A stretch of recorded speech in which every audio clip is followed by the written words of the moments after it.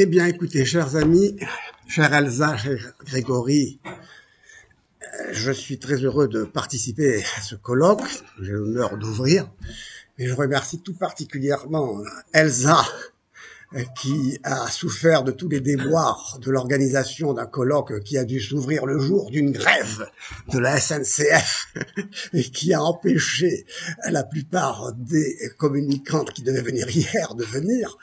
Mais j'espère que ce que nous avons perdu en extension, on va le gagner en compréhension. C'est-à-dire que cette journée, je suis sûr, va contribuer à éclaircir ce problème justement du regard que Grégory a si bien présenté.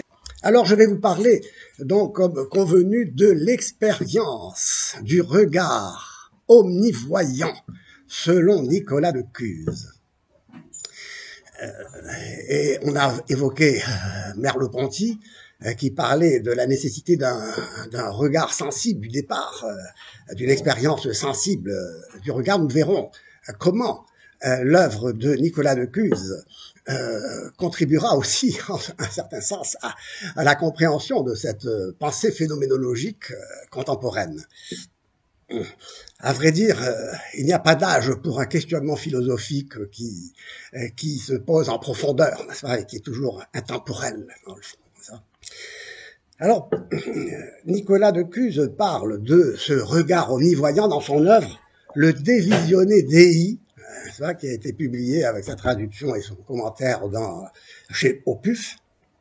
Mais avant d'aborder cette œuvre, écrite en 1453, il me faut remonter à l'année 1440, année de la publication du chef-d'œuvre de Nicolas de Cuse, la Docte Ignorance, que mes étudiants ici présents connaissent bien, puisqu'ils participent au séminaire qui lui est consacré.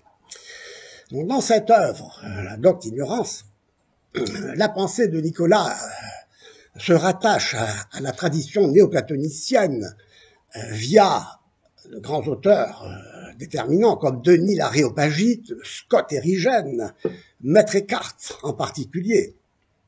Elle prolonge cette pensée et épure, en un certain sens, la philosophie de l'un.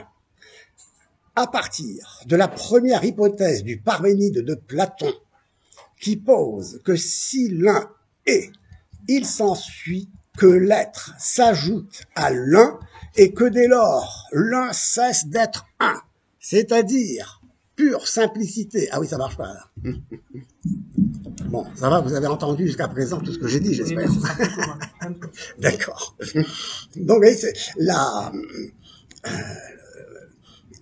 l'un, n'est-ce pas, donc je repars de cette hypothèse du Parménide de Platon qui pose que si l'un est, il s'ensuit que l'être s'ajoute à l'un et que dès lors, l'un qui est pure simplicité et indivisibilité se divise en s'ajoutant l'être. Il cesse d'être un.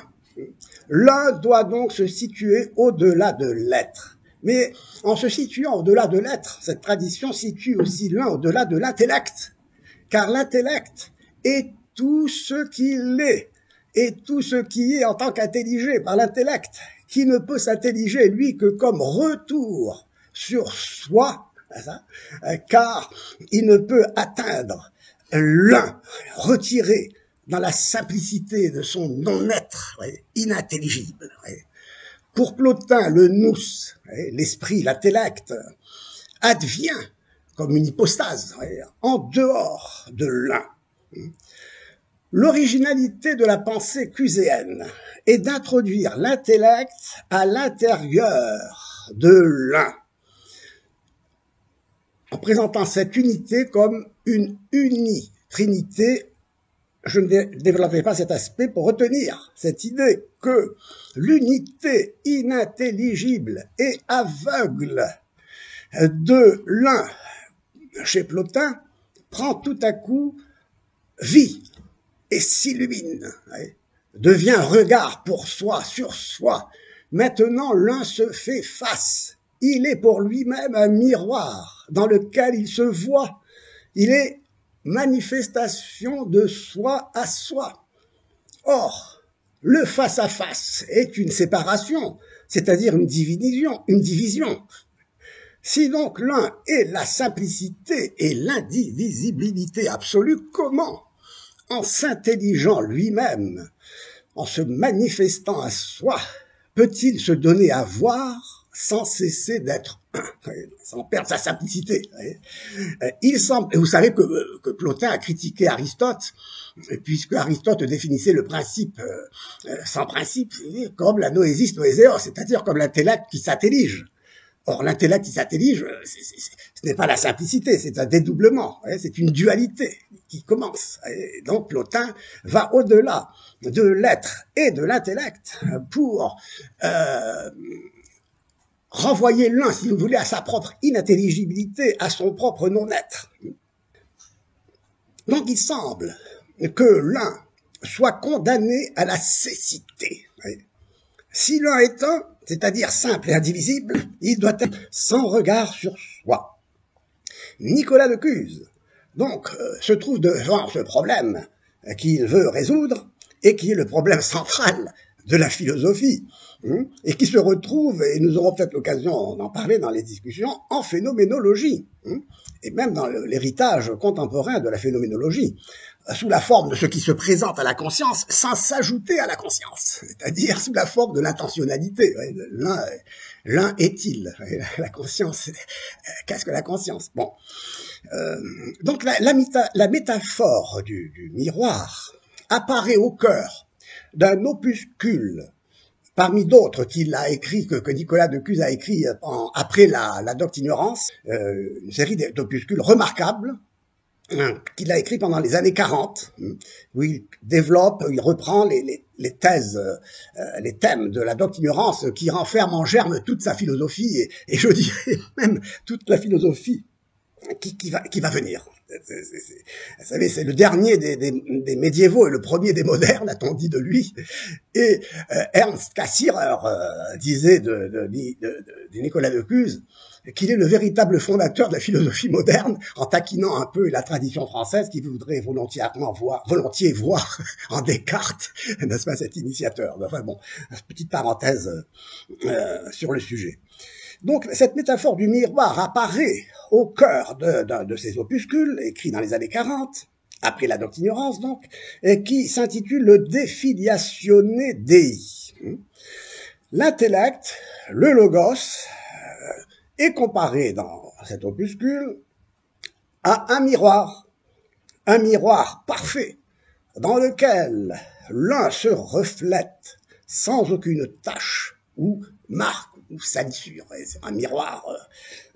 Donc je cite, pour me familiariser un peu aussi avec la pensée texte de Nicolas, je cite son opuscule, un seul éclat de miroir se reflète diversement dans tous ces miroirs réfléchissants, et dans le premier, le plus lumineux des miroirs, parfaitement droit, tous les miroirs se reflètent tels qu'ils sont, comme on peut le voir dans les miroirs matériels disposés en cercle et tournés les uns vers les autres. Donc ce miroir se trouve au centre d'une multiplicité de miroirs, les intellects imparfaits, humains, finis, qui se déploient en se tenant debout tout autour en cercle de ce miroir parfait. Ils sont imparfaits, incurvés, troubles, et reflètent l'unique miroir imparfaitement. Ils reflètent imparfaitement le miroir parfait qui se trouve au milieu, l'ensemble de tous ces miroirs. Et donc, ils voient ce miroir selon leurs différents points de vue. Chaque miroir est singulier, capable de se rectifier et de se purifier jusqu'à se rendre semblable au miroir parfait. Et Nicolas dit que ce miroir est un vivum speculum, un miroir vivant. Tous ces miroirs symbolisent les intellects finis, donc des hommes décrits comme viva similitudo ou viva imago. Cette métaphore permet de distinguer un étant d'un autre et de reprendre le thème de la singularité, le problème de l'individuation, qui est un thème légué par Duns Scott un trait de l'individuation qui est très important et qu'il faudra développer d'ailleurs dans notre contexte. Et donc, chaque miroir a son autonomie. C'est-à-dire que chaque miroir est vivant parce qu'il est le reflet d'un reflet. Je cite, « Quand donc un miroir intellectuel vivant a été placé devant ce premier miroir droit de la vérité, dans lequel les choses se reflètent comme elles sont vraiment et sans défaut, alors le miroir de la vérité se transfuse lui-même avec tout ce qu'il reçoit de tous les miroirs dans le miroir intellectuel vivant, et ce miroir intellectuel reçoit en lui ce rayon spéculaire du miroir de la vérité qui a en lui la vérité de tous les miroirs. » Fin de citation, on va analyser tout cela. Donc un miroir renvoie à un autre miroir, jusqu'au miroir central et immuable, dans lequel se reflète l'un comme le premier reflet de soi, puisque l'un s'intellige à l'intérieur de lui-même, cette fois-ci, et non pas comme chez Plotin à l'extérieur, puisque l'un ne peut pas s'intelliger lui-même. Ça serait d'être un. Ainsi, l'un se reflète dans tous les miroirs. Il n'y a pas de division, mais une répétition du même. Il y a, comme dirait Deleuze, différence, et il n'y a pas différence, mais répétition de l'image. Donc l'idée d'un regard omnivoyant est ici en germe. Les années 40. Nicolas va le développer dans son œuvre magistrale écrite en 1453, le De Visione Dei sive de icona liber. Donc c'est-à-dire qu'en effet, j'ai traduit ce texte en disant c'est la vision de Dieu ou l'icône, l'image. Donc Nicolas nous dit l'un s'intellige du dedans. S'intelliger du dedans pour l'un signifie se voir dans un face-à-face. La vision faciale peut être pour lui et pour tous les miroirs dans lesquels il se reflète un face-à-face sans se séparer de soi, sans se diviser. C'est une répétition du même, une répétition du même. Et donc Nicolas Lecluse analyse la croisée de tous ces regards dans le De Visione Dei en l'assimilant à un regard omnivoyant. Cette œuvre est une réponse à ses amis bénédictins de l'abbaye de Tegernsee en Haute-Bavière, qui lui avait posé une question sur la nature de la vision, justement, de la vision béatifique. Alors il leur envoie cet ouvrage, accompagné d'un tableau qu'il leur offre. Ce tableau est la copie d'une œuvre de Roger de la Pasture, qui est l'exact contemporain de Nicolas Lecluse, mort en 1464, et donc, comme Roger van der Weyden, en néerlandais, est mort la même année. Et ce tableau, il aurait été en possession, ou du moins, en aurait-il fait une copie, ici, bon, des analyses ont été faites ailleurs. Donc, dans une lettre qu'il écrit à ses moines, il dit qu'il s'agit, en décrivant ce tableau, d'une image, d'une icona aussi, on verra aussi la distinction qu'il faut faire. Je cite, regardant à la fois tout le monde et chacun individuellement. Ex imagine simul omnia et singula videntis. Dans le De Icona, donc De Visione Dei, il le désigne comme, je cite, la figure d'un omnivoyant, figuram cunta videntis, qu'il appelle icône de Dieu, quam iconam Dei appello. Il invite ses amis à accrocher ce tableau sur un mur de leur couvent et leur propose de faire une expérience. Se tenir debout autour en demi-cercle et le regarder en se déplaçant. Notons que, ici, Nicolas fait appel à une expérience sensible, la vision sensible du tableau. Il part, Merleau-Ponty tout à l'heure a évoqué cette idée de sensible, c'est pourquoi c'est intéressant de le rappeler. Donc tous constateront avec étonnement que de quelque endroit où il se trouve, qu'ils aillent de gauche à droite ou de droite à gauche. Le regard de l'icône ne les quitte pas. Le frère sceptique qui aurait du mal à croire pourra le vérifier auprès du frère qui se trouve au côté opposé, et il saisira alors, de manière expérimentalitaire, que tous sont vus par un même regard. Tous, en effet, font l'expérience d'être vus en même temps, alors même qu'ils se meuvent par un regard immobile. Je cite. Si le frère observe que le regard ne quitte aucune des personnes présentes, il verra que ce regard s'occupe de chacune avec autant de soin, ita diligenter quam, que si elle était seule à en faire l'expérience. Le regard de l'icône croise le leur et reste uni au regard de chacun. La perspective change chez ceux qui se meuvent, mais ce regard immobile reste le même, il ne change pas. Il semble donc au regard en mouvement que le regard de l'icône se modifie, mais il n'en est rien. Il demeure tel un point fixe qui semble toujours les regarder et ne jamais les lâcher. Vous vous étonnerez, admirabimini, en vous demandant comment il est possible que le tableau vous regarde tous ensemble et chacun en même temps. De quelque côté qu'il l'examine, chacun de vous fera l'expérience, expérietur, d'être comme le seul à être vu par lui. Au frère qui se trouve à l'est, il paraîtra regarder vers l'est, à celui qui se trouve au sud, vers le sud, à celui qui se trouve à l'ouest, vers l'ouest, etc. Ainsi, afin de rendre compréhensible cette coïncidence du voir et de l'être vu, Nicolas part d'une expérience sensible, une expérience sensible de la vision humaine. Il leur demande d'observer ce tableau qui représente l'image peinte de quelqu'un, je cite, voyant toute chose dont le visage a été peint avec un art si ingénieux qu'il semble tout regarder autour de lui. Et il se sert donc de ce tableau pour les conduire de la main, manuductio, c'est-à-dire donc sensiblement, au moyen d'une expérience sensible, en saisir le sens intelligible, en vue d'un accès à une vision mystique. C'est-à-dire, la vision mystique, c'est-à-dire l'un qui doit se voir lui-même, et comment cela.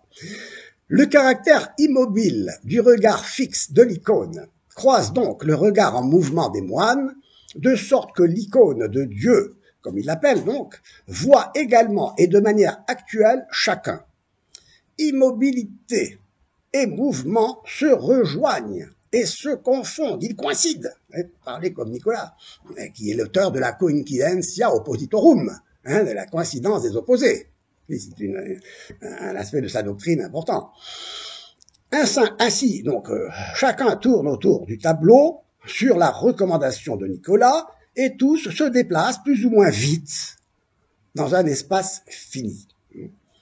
Je dis plus ou moins vite parce qu'ils pourraient en effet aller tellement vite qu'on pourrait imaginer qu'ils atteignent une vitesse infinie.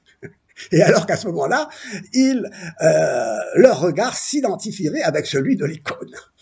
Puisque l'infini, c'est la détermination pure, c'est ce qu'on ne peut pas, ce qui est sans terme, sans limite. Ceux qui te regardent, je cite, disent de ta face absolue qu'elle s'arrête et qu'elle se meut. Mais cela ne peut lui convenir en propre, car elle est au-dessus de toute immobilité et de tout mouvement dans l'infinité très simple et très absolue, simple et absolue, la simplicité de l'un.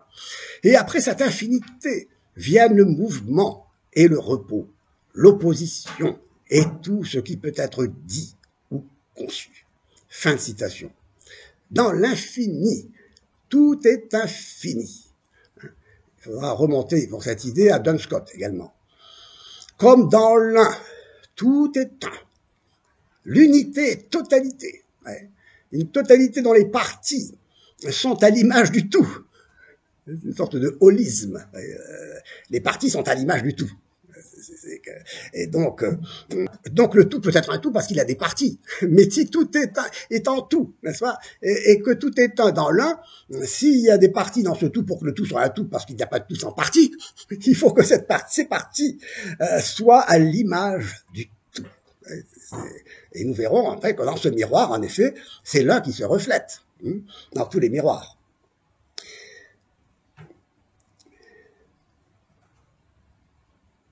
Donc l'unité est une totalité dont les parties sont à l'image du tout, qui, tel un point se déplaçant à une vitesse infinie, est à la fois partout et nulle part. Comment l'un peut être à la fois indivisible et partout, parce qu'il se déplace à une vitesse infinie. Ici, les étudiants ici présents savent que pour Nicolas, les mathématiques servent d'intermédiaire entre, comme chez Platon d'ailleurs, pour le passage du sensible à l'intelligible. Les figures mathématiques, c'est-à-dire les figures géométriques et arithmétiques, sont finies et portées par un acte de transemption à l'infini. Toutes les figures, quelles qu'elles soient, se confondent, s'unissent, coïncident dans l'unité où tout est un. Tout est infini. Donc nous éprouvons comme multiple ce qui en vérité se tient dans l'un, dont la vision infinie doit voir ensemble et de la même façon chaque étant singulier. Nicolas illustre cette idée dans une autre œuvre, le Possessed, qui est aussi publié dans la même collection au PUF. En donnant l'exemple du mouvement d'une toupie tournant sur elle-même, à une vitesse telle qu'elle donne l'impression d'être immobile. La toupie paraissant d'autant plus fixe que sa rotation est plus rapide. Ici, la coïncidence du mouvement et du repos est rattachée à la vision dans le premier chapitre d'un autre opuscule des années 40, donc celui-là, De Quaerendo Deum, où Nicolas déclare que Dieu est appelé Théos pour cette raison qu'il voit toute chose. Il reprend en effet une étymologie d'origine stoïcienne utilisée par Scott Erigen, pour qui Théos vient de théoro, qui signifie je vois et je cours. Celui qui cherche doit donc tout parcourir du regard jusqu'à pouvoir atteindre le théos qui voit toute chose. Et vous voyez que la recherche de Dieu, la chasse de la sagesse, ce sont des titres qui évoquent chez Nicolas ce mouvement, n'est-ce pas, par lequel on est entraîné dans une recherche de ce que l'on ne pourra jamais atteindre, puisque ce qui est à atteindre se retire dans un au-delà inintelligible qui est en même temps le non-être de l'un. Bon, tout cela est un problème majeur qu'on a développé ailleurs et qui doit nous servir au moins ici pour poursuivre notre analyse. La vision joue ici, dans cette métaphore, le rôle de la voie sur laquelle celui qui cherche doit avancer. Il faut donc que, sous l'œil de la vision intellectuelle, nous développions la nature de la vision sensible, de laquelle on part. Le cercle que l'on dessine est un cercle bien sensible, on le dessine avec le compas, on tire un trait, un point qui se déplace et trace une ligne, et donc tout cela appartient au sensible, et est fini, et cela est fini. Et donc il s'agit de passer de cette vision sensible à la vision intellectuelle, à la visio intellectualis. Et c'est pourquoi sous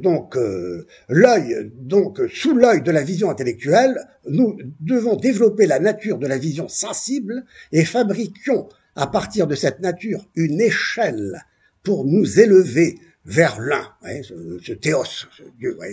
Et vous savez que le langage sert de cette échelle pour atteindre, chez Derrida par exemple aussi, les mots servent jusqu'à se taire, comme chez aussi Wittgenstein, dont on ne peut pas parler, il faut se taire. C'est-à-dire, donc, nous sommes arrivés au sommet de cette échelle, et nous jetons l'échelle, nous abandonnons l'échelle, n'est-ce pas? Et nous restons au sommet, n'est-ce pas, suspendus dans le vide, pour ainsi dire. Bon, tout cela, je voudrais le développer, c'est une image qui nous sert à comprendre cette recherche, cette ascension, vers l'inaccessible, quoi. Oui, donc il s'agit de passer de la vision sensible à la vision mystique, hein. Et donc Nicolas distingue 4 types de visions.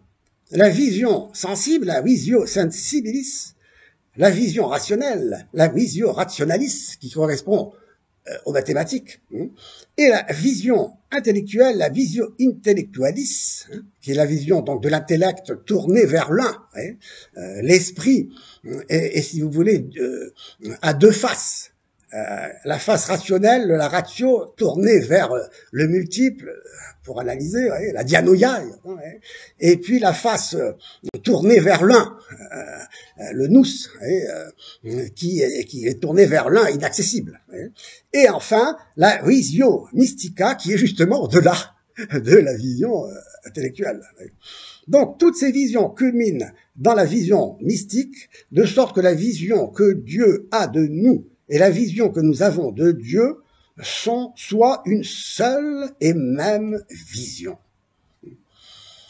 Nous y reviendrons. Cette idée est une idée, je le citerai tout à l'heure, de Maître Eckhart. L'œil de l'homme et l'œil de Dieu est un seul œil.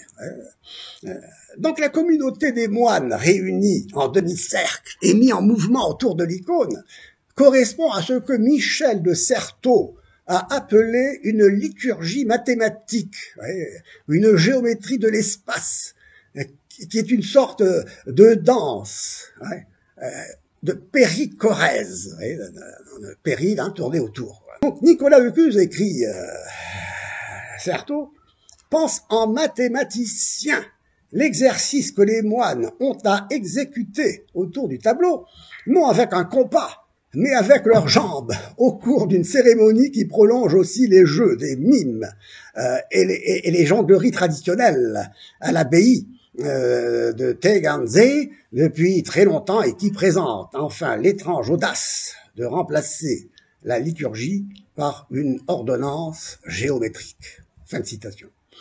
Cette interprétation repose sur la doctrine émise dans le De Docta Ignorantia, selon laquelle les figures mathématiques permettent le passage de la vision sensible à la vision mystique, par un passage à la limite. Et peut-être que je suis en train de déborder le temps qui m'est imparti, hein. Faut pas hésiter à me couper la parole. Tu me diras, hein. Bon.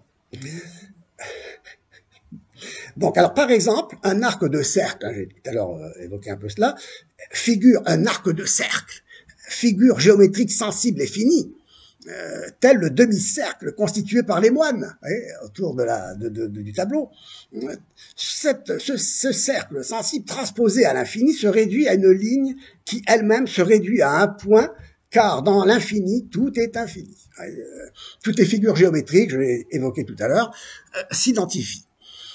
Ainsi, l'icône, image sensible, renvoie au-delà d'elle-même à une profondeur infinie, où s'unissent tous les points de vue, comme autant de perspectives qui se rejoignent en un point, où tout se complique au sens cuséen du terme, c'est-à-dire compliqué, complicaré, comme si l'un était un pli qui se déplie, qui se replie, et compliqué, c'est l'un replié sur lui-même, et à partir duquel tous les points de vue s'expliquent alors, non, c'est-à-dire se déplie, un pli qui se replie, qui se déplie, et donc c'est un peu cela symbolise ce que symbolise un peu le mouvement en demi-cercle des moines autour de l'icône. L'icona Dei, donc l'icône de Dieu, conduit à l'acte de voir comme à un pli, à partir duquel tout se déplie et se replie. Le passage de la vision finie, limitée, contractée, le visus contractus, à la vision absolue, la visio absoluta, s'effectue par un saut au-delà de la limite, un passage à la limite.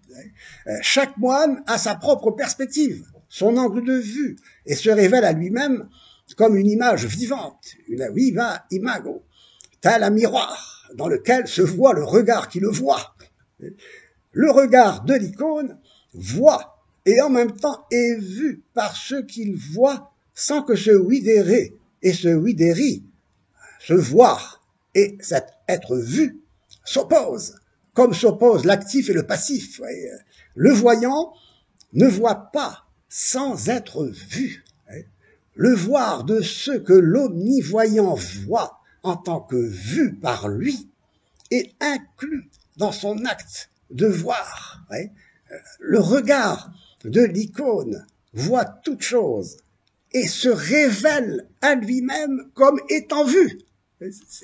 Sa vision est donc constitutive de son propre visage.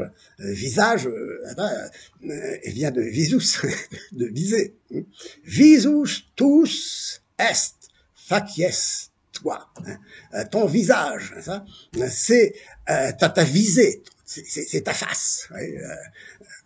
Elle s'affirme donc, cette vision, comme la mesure de toute vision, comme le point de vue de tous les points de vue, comme le miroir central dans lequel se reflètent tous les miroirs. L'image est parfaite, quoi. Donc cette doctrine pour laquelle Dieu est l'un et non l'être, il faut le rappeler, parce que Dieu est l'un pour la tradition néoplatonicienne, et non l'être laissé, le einai, pour la tradition aristotélicienne, prise au Moyen-Âge par Avicenne et par Thomas d'Aquin. Donc il y a deux, n'oublions pas qu'il y a un clivage dans l'histoire de la philosophie, mes étudiants le savent bien maintenant, entre une philosophie de l'un et une philosophie de l'être. Et donc là, bon, ça, vous savez qu'il faudra revenir là-dessus. Donc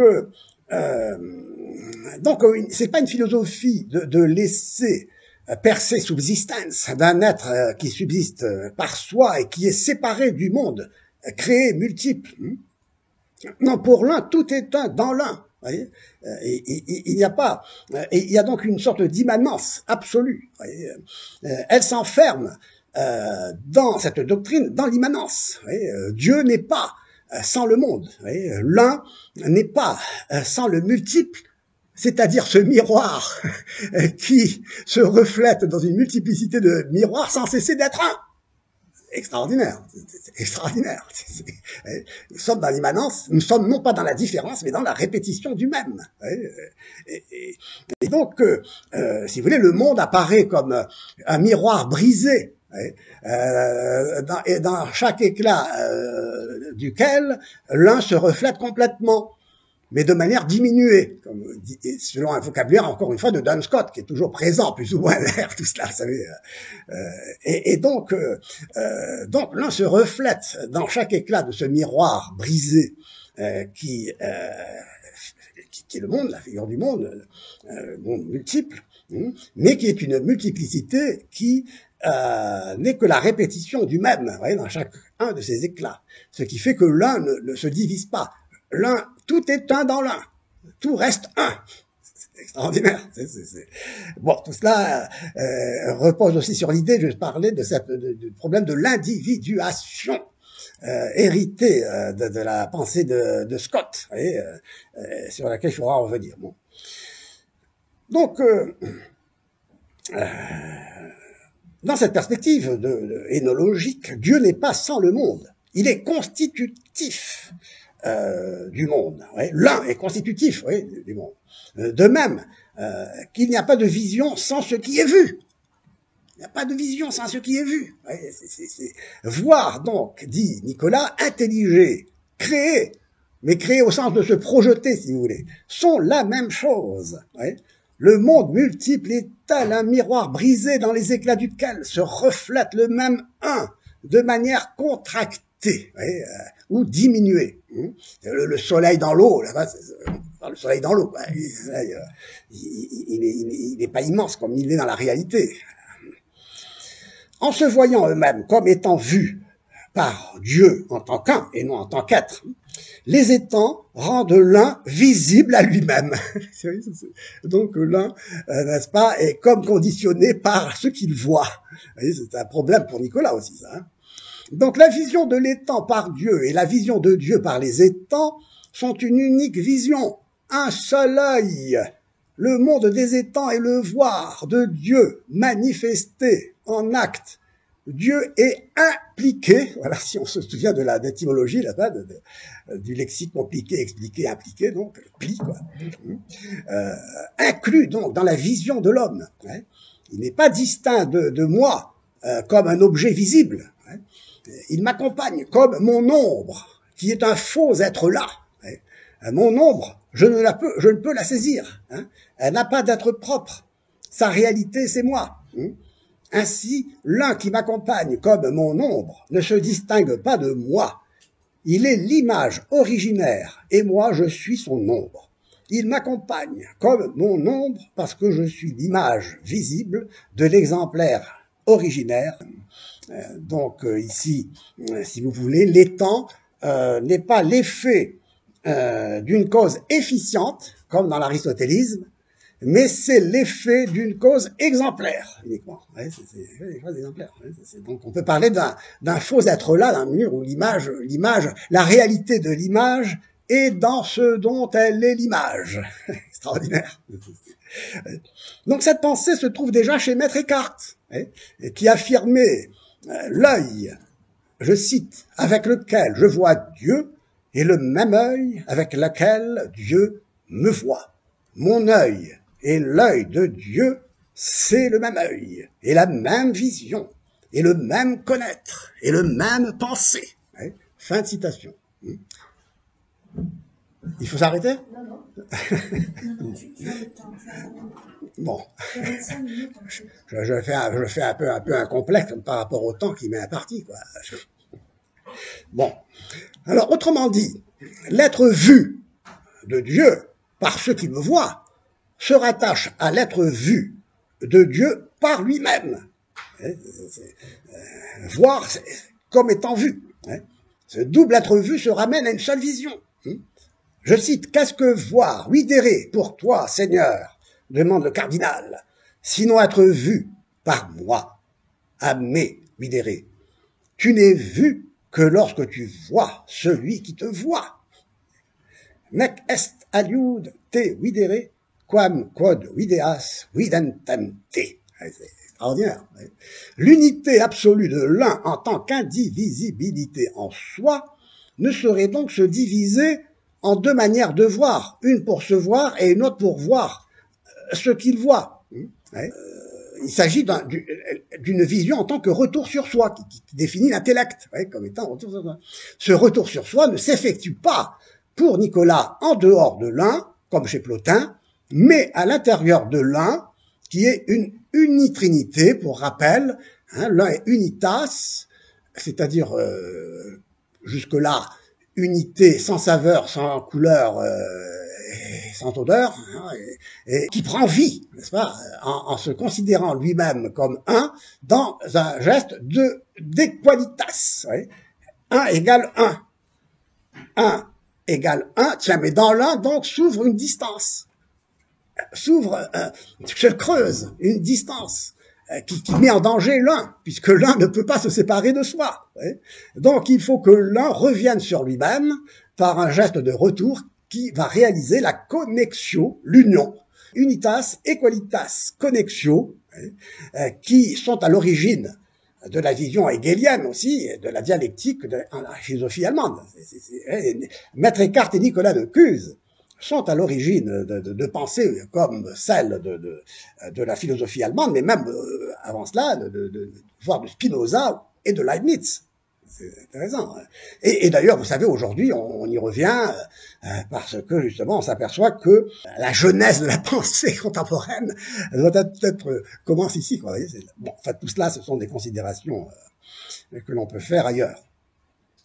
Donc, l'intellect est vision en tant que retour sur soi. Ce retour sur soi ne s'effectue pas en dehors de l'un, comme chez Plotin, je dis, mais en lui. En voyant les choses, il se voit lui-même, ou plus précisément, il se voit voyant les choses. Videre et videri, voir et être vu, font un. L'un est égalité avec soi, reflet de soi dans son propre miroir, et retour à soi. Il est unitrine, je dis, unitas, equalitas, connexio, et il peut être à la fois vision de toute chose dans le mouvement de dépliement, l'explicatio, et vision de soi dans le mouvement de repli, de complicatio, hein, qui montre que l'un est un pli. Donc, oui, voilà comment je présenterai donc ce regard, cette expérience sensible du regard de l'omnivoyant dans l'œuvre de Nicolas de Cuse. Et je vous remercie de votre attention.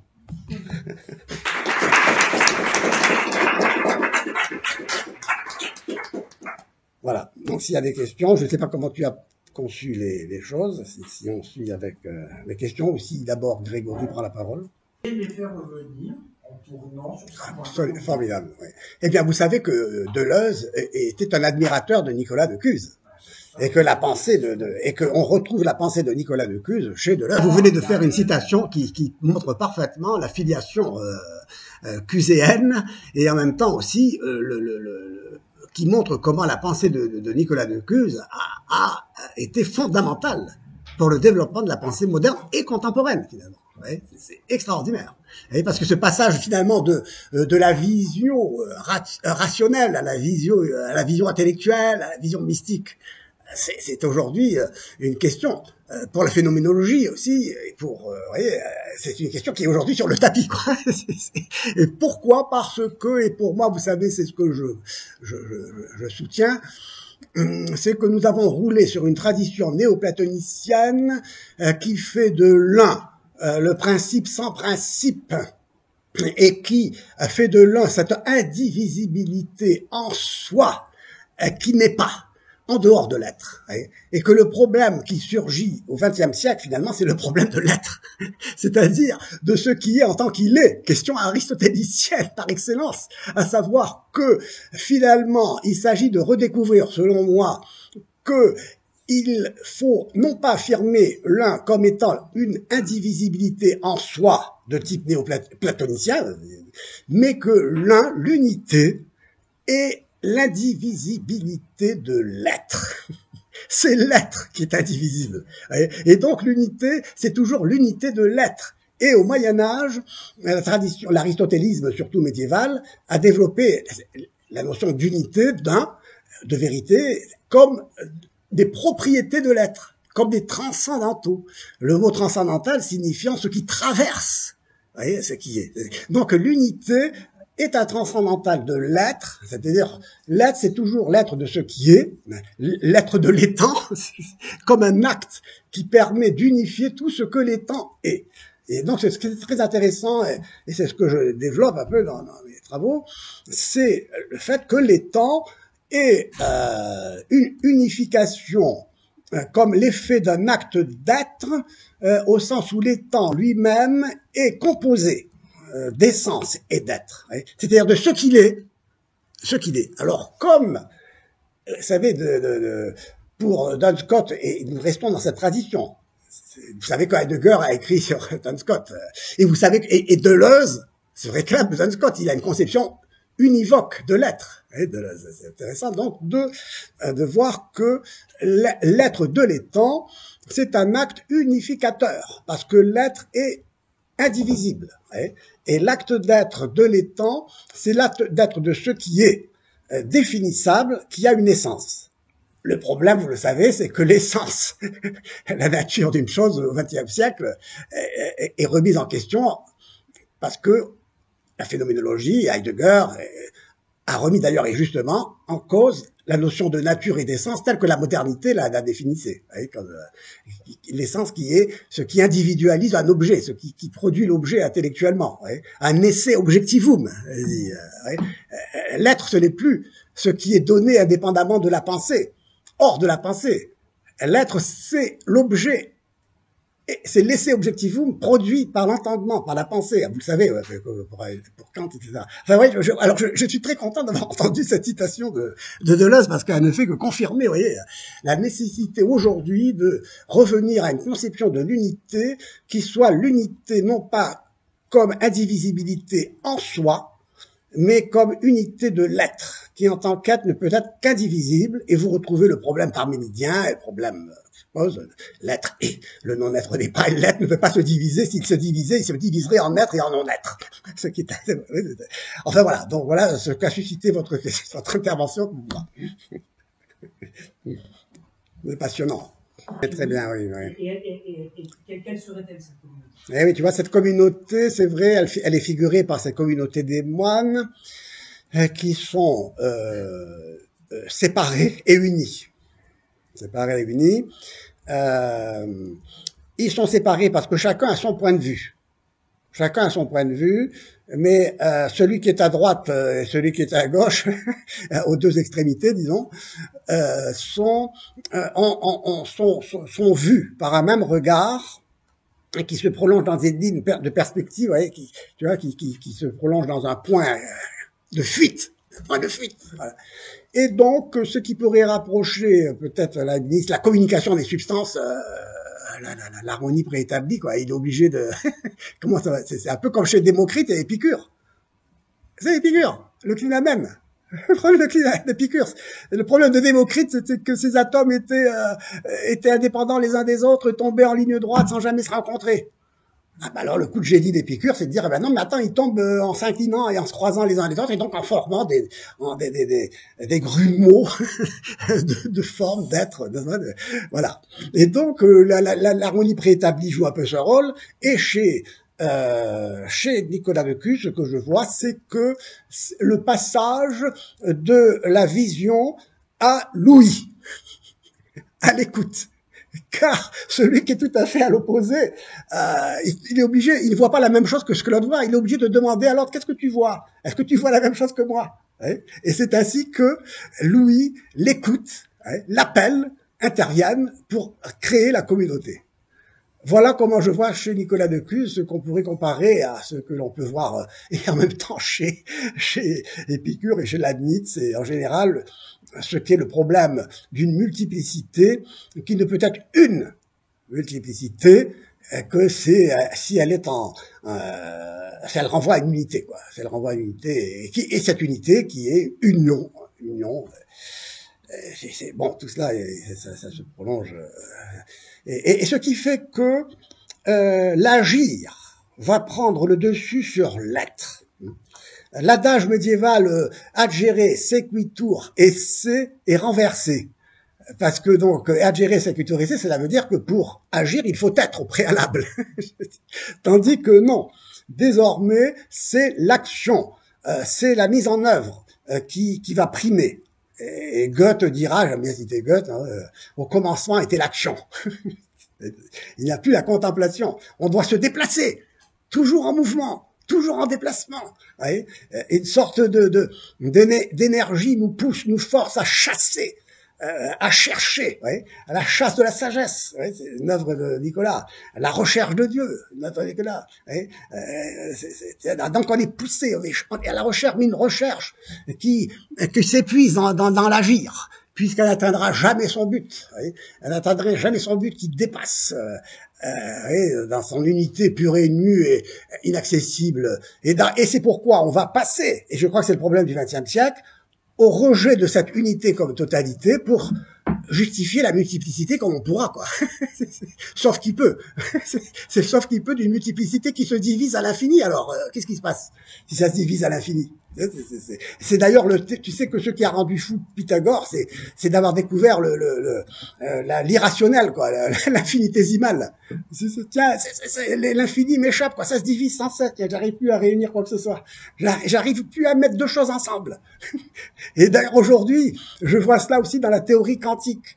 Les physiciens aiment bien s'amuser à faire les métaphysiciens et en général ça rate. Mais bon, en tout cas, ils ont illustré ici une vérité, c'est que il se trouve devant, vous savez, cette énergie quantique, ouais, qui conduit à dire que tout se divise sans cesse. Les électrons, c'est-à-dire les particules élémentaires, n'est-ce pas, se sont divisés, donc doivent s'unir, vous voyez, pour se... Peux-tu nous permettre, dans la physique quantique, avec le résultat inverse, il n'y a pas de division, il y a de l'intrication. Ben oui, mais c'est ça, mais non, oui, c'est l'intrication, mais justement, c'est l'intrication de ce qui s'unit parce que cela se sépare. tout disant, ce qui m'intéresse, c'est de voir l'illustration de ce qui pourrait, de ce qui doit s'unir en se séparant, qui se séparent en s'unissant. Et c'est ça l'intrication. C'est difficile, hein. Bonjour, merci pour votre intervention. Je me demandais, est-ce que dans le passage de la vue à l'ouïe, on pourrait y voir en fait une extension de la théorie de la vision? Alors, une extension de la théorie de la vision. Le mot extension, faudrait l'expliquer là, mais un complément, disons, nécessaire. Un complément nécessaire qui échappe, en effet, qui viendrait introduire à la vue l'écoute et l'appel. Bon, je peux rien dire de plus. Oui, c'est pour répondre à votre question. Parce que je crois que ce serait peut-être dangereux de dire que c'est une extension, bon, disons un complément nécessaire. Parce que la vue et l'ouïe, là, ça doit s'accompagner. Hein, Mais en même temps, il ne faut pas oublier qu'il s'agit d'une vue, d'une vision intellectuelle, rationnelle, mystique, et que l'appel, justement, c'est un appel qui vient des profondeurs. Voilà, dans ce cas-là, bon, c'est toujours. Non, il faut approfondir. Mais on a écrit, des auteurs ont bien écrit, étudié tout cela, le sens de l'écoute. Tiens, il y a aussi ça, ce qui vient à l'esprit, c'est l'œil écoute de Claudel à propos du tableau. L'œil écoute. Intéressant, ça vient compléter d'ailleurs ce qu'on vient de dire aussi.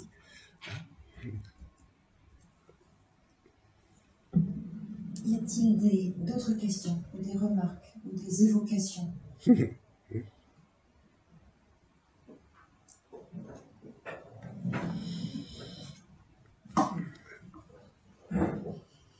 Alors j'avais une question concernant ce que vous avez évoqué par rapport aux visions.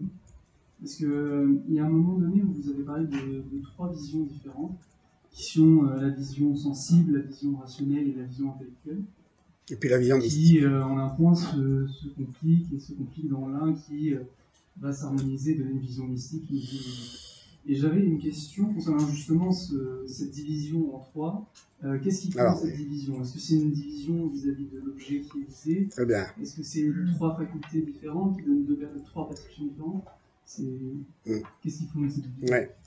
Là, ça évoque aussi ce que la réaction, la conception de Kant par rapport à Leibniz, la critique que fait Kant de Leibniz, des facultés.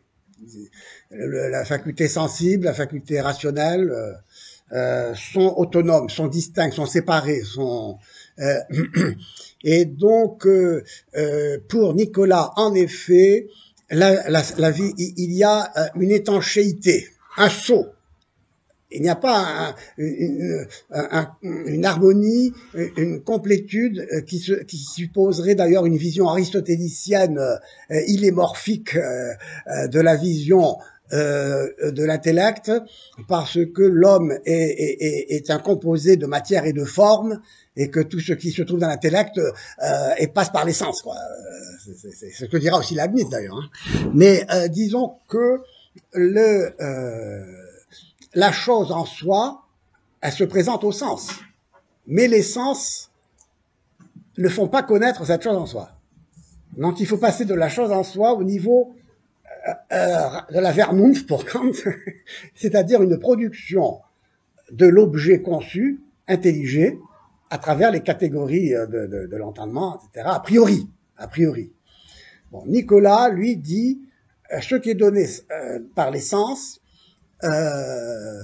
doit être dépassé et conçu a priori, comme une construction de l'entendement. Et il donne l'exemple des objets mathématiques. Un objet mathématique, une figure géométrique ou une figure arithmétique, c'est construit. Le cercle, c'est moi qui le construis, quoi. Je fais ce cercle. Et alors, en effet, c'est un peu platonicien aussi. Le cercle qui se construit sensiblement, de manière sensible, et fini, et visible, à vrai dire, est une construction de l'esprit. Parce que le cercle parfait tel que je le construis avec mon entendement n'existe pas dans la réalité. Même le disque solaire, le disque lunaire, le disque, la planète, n'est-ce pas, comme je dis, le cercle, la périphérie, et n'est-ce pas, entre le sommet de l'Everest et les abysses de l'océan, le cercle n'est pas parfait, quoi. Donc seul est parfait ce que je construis avec le compas. Et donc cela est une construction a priori, quoi. Et donc les sens, eux, Et donc, il distingue la vision sensible en ce sens de la vision rationnelle. Ouais. Et puis après, la vision intellectuelle, il la distingue de la vision rationnelle en disant que ce qu'avec la raison je saisis de manière a priori, mais de manière finie, avec mon intellect, je peux le concevoir de manière infinie. Je peux le porter à l'infini. Ouais. C'est ça l'idée. Et donc, c'est d'ailleurs, chez Kant, c'est ça, la distinction entre le Verstand et le Vernunft. c'est aussi chez lui, il y a ça. Bon, enfin, comme quoi, vous savez, si vous faites vous étudiez Nicolas de Cuse et Maître Eckhart, vous vous rendez compte que vous comprenez en profondeur tous ces auteurs. Parce que vous allez à la genèse de cette pensée, quoi. Donc, vous voyez un peu, je ne sais pas si j'ai bien répondu, mais vous voyez un peu, vous savez ça, non?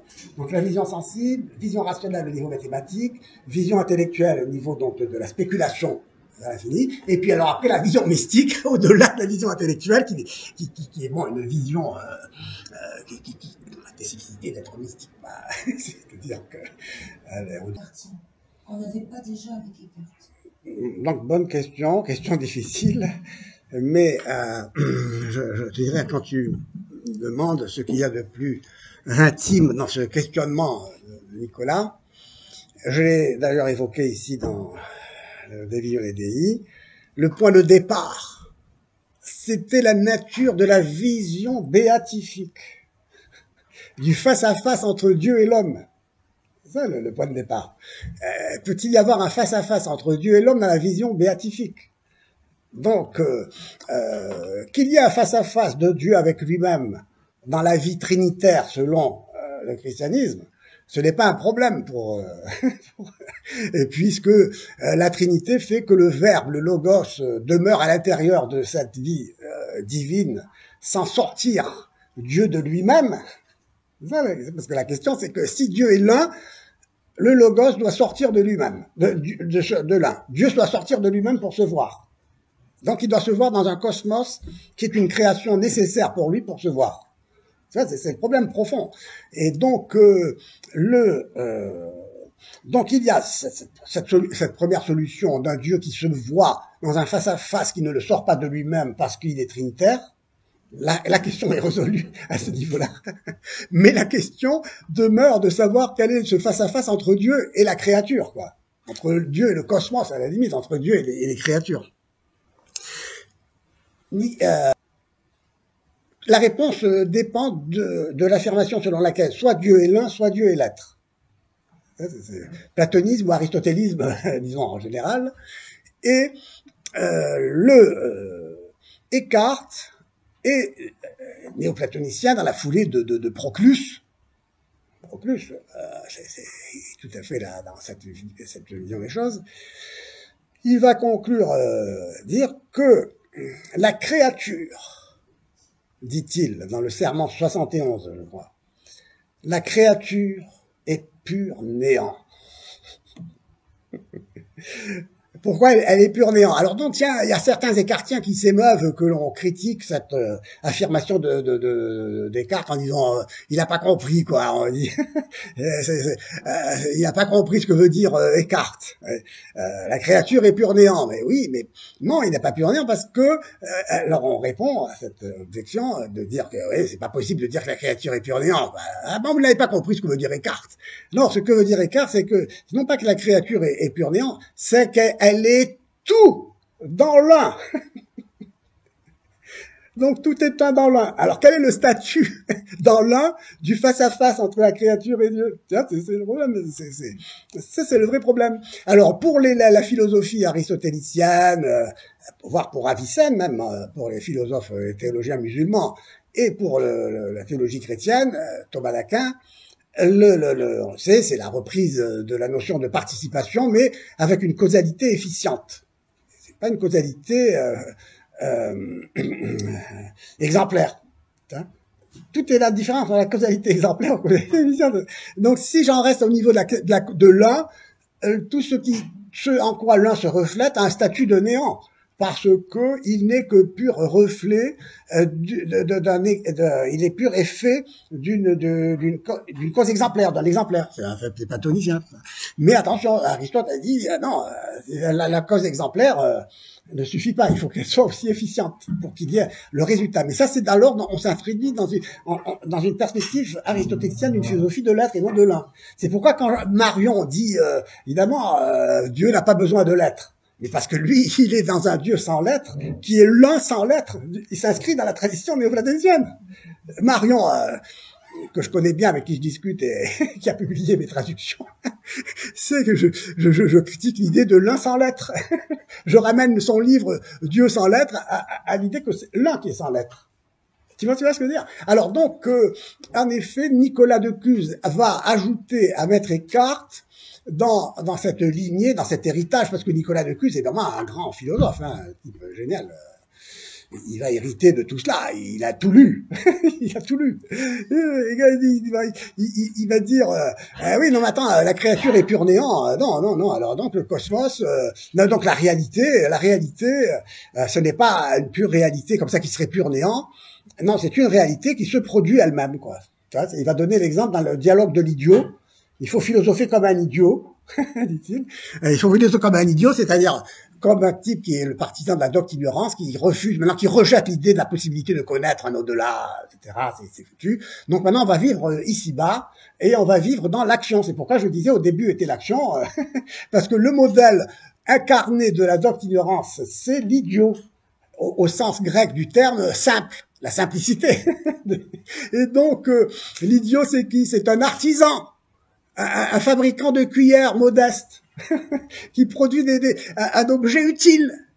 Donc c'est la technique là qui va sauver l'homme désormais. Vous voyez, le salut, c'est ça, de la production qui va me permettre de survivre, quoi, qui va me permettre, tu vois, dans un monde où tout s'efface, parce que, n'est-ce pas, vivre comme un reflet de reflet, c'est bien gentil, mais j'ai besoin de me réchauffer avec une bonne soupe chaude et donc aller chercher avec une bonne cuillère bien faite au fond de la soupière, vous voyez, une bonne cuillerée de soupe bien chaude, quoi.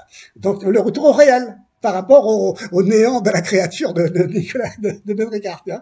Mais alors, on plonge ici maintenant dans une nouvelle conception du rapport de l'homme, disons, à l'absolu, quoi. C'est-à-dire que l'homme devient lui-même produit de l'homme, quoi.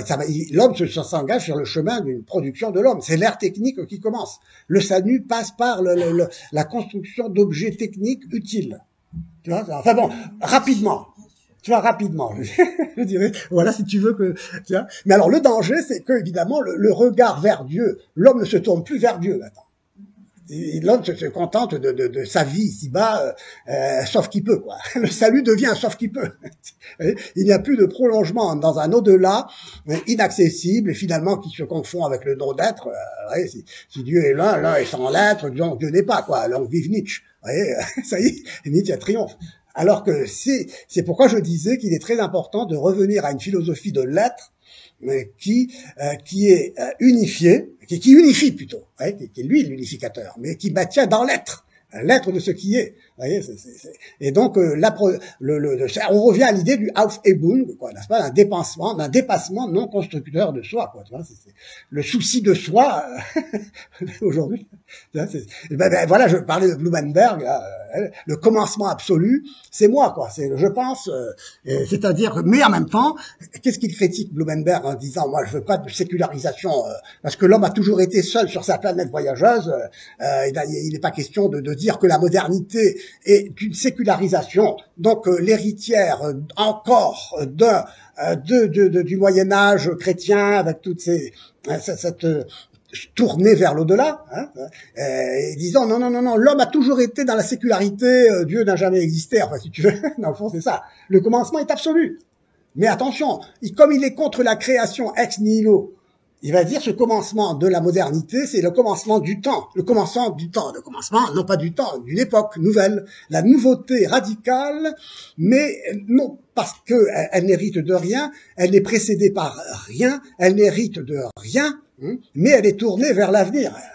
elle est le commencement de quelque chose de nouveau. Mais comme je suis dans la discontinuité, parce que j'affirme que la discontinuité est absolue, mais je ne peux pas dire que la discontinuité est universelle, parce que je ne pourrais plus continuer de dire ce que je dis tout à l'heure, puisque je ne parlerai plus de la même chose tout à l'heure. Donc je suis obligé de me raccrocher à des segments de continuité, qui sont des segments d'ordre passager, éphémère, d'ordre économico-politico, psychologique, etc., etc. Et donc, mais j'introduis des segments de continuité pour justifier la discontinuité générale. Mais pourquoi? Parce que je dis que le commencement est un commencement sans que rien ne le précède, parce que la modernité n'est pas une sécularisation, elle est sécularité. Elle mérite de rien. Elle est un commencement absolu. Mais ce commencement absolu ne peut pas être une création ex nihilo. Donc, il ne peut pas y avoir parce que ce serait une discontinuité absolue, quoi. Discontinuité absolue, c'est un commencement absolu. Je refuse le commencement ex nihilo et je dis que tout est discontinu. Ah ben non, non, non. Alors j'introduis pour me justifier une continuité segmentée sous la forme d'un investissement de questions relancées sans cesse à une époque nouvelle, et qui sont des questions qui se posaient peut-être jadis, mais qui n'ont plus les mêmes réponses, quoi. Ils ne peuvent plus avoir les mêmes réponses. Enfin bon, tout ça, c'est pour te dire donc que tu vois, nous sommes désormais, Nicolas de Cuse a introduit quand même aussi le risque de l'action. L'action comme risque, comme défi, quoi. Ouais, où on va. Alors, on est tous en marche depuis quelque temps, il paraît. Parce qu'on est en marche, vous savez. On est en marche. On va. On y va, quoi. C'est pas où on va, mais on y va. Parce qu'on est toujours en train de créer même l'instant qui sort de lui-même, quoi. L'instant est un abîme qui s'ouvre sur lui-même. Et c'est pourquoi, voyez-vous, et c'est la profondeur, de mon avis, de Heidegger aussi, quand il analyse Anaximandre. Et c'est pourquoi on voit les problèmes, on dépasse l'histoire de la philosophie quand on rejoint un problème philosophique qui est historique, comme celui du commencement justement absolu, celui d'Anaximandre, qui parle de l'arché. Le principe, c'est l'arché. Donc c'est un commencement. C'est un commencement qui se détermine lui-même comme étant un commencement. C'est quoi ça? Oui, tu vois, en fait, c'est un problème majeur, quoi. Un problème majeur. Et donc, Nicolas de Cuse est pour moi témoin d'une grande témoin d'une problématique qui au XXe siècle se pose dans toute son éclat, quoi. Enfin, tout son éclat. Bon, je suis désolé d'être un peu long, hein, mais... Non, pas du tout. On aurait dû prévoir une journée.